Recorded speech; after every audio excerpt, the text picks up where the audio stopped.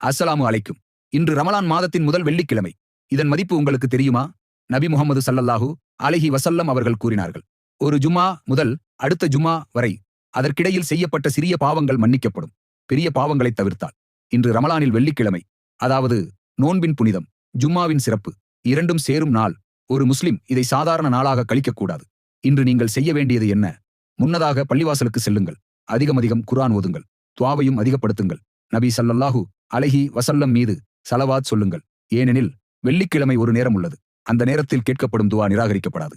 ரமலானில் அந்த நேரம் வந்தால் அது உங்கள் வாழ்க்கையை மாற்றிவிடலாம். இந்த முதல் வெள்ளிக்கிழமை உங்கள் கடந்த வார பாவங்களை கழுவட்டும். இந்த இரண்டாவது நோன்பு உங்கள் இதயத்தை சுத்தப்படுத்தட்டும். இன்றைக்கு ஒரு தீர்மானம் எடுத்துக்கொள்ளுங்கள்.